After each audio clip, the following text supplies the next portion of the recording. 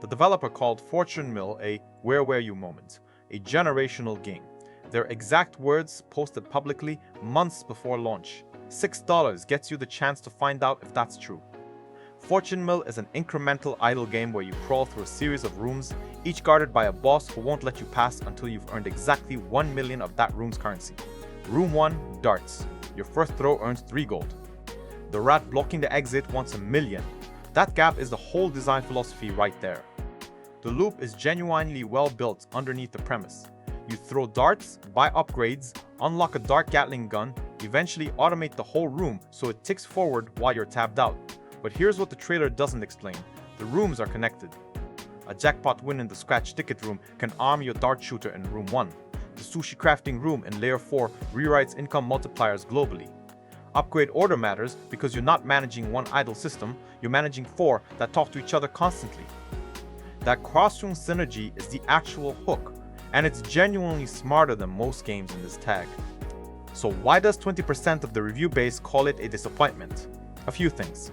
The early rooms feel redundant once you hit the later layers, and there's no mechanical reason to revisit them because old currencies don't scale.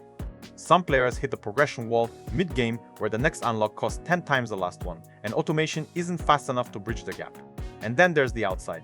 The game problem: this developer has a documented history of deleting criticism from their Discord and banning users who report bugs. That reputation arrived before launch, and it colors how you read every positive review. The game has no Reddit community because that community keeps getting cleaned up. Here's my verdict on Fortune Mill. The cross-room synergy system is legitimately clever, and $6 for a complete idle game with no microtransactions and a real ending is a fair deal. I'd call it worth it on those terms alone.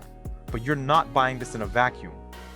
You're buying it from a developer whose last big game aged badly specifically because criticism was suppressed until the problems were too deep to fix. Whether that history matters to your purchase is a call only you can make, and I think it's the honest question the 80% positive score isn't answering. The "Where were you" game turned out to be pretty good, that's not nothing. But the generation-defining claim did real damage to reasonable expectations, and I think that gap is what the negative reviews are actually measuring. If you're comfortable separating the game from the discourse around it, buy it. If you've been burned by this developer before, wait for a month of patch data before you decide. The smartest idle design on Steam right now is sitting inside a game with one of the messiest launches of the year, and I genuinely don't know how to feel about that. What's your read on this one? If you've been an Eidolon player and this launch changed how you think about that game, I want to hear it below. And if this kind of unfiltered breakdown is what you're looking for, we do this every week for new Steam releases. No fluff, no sponsored takes.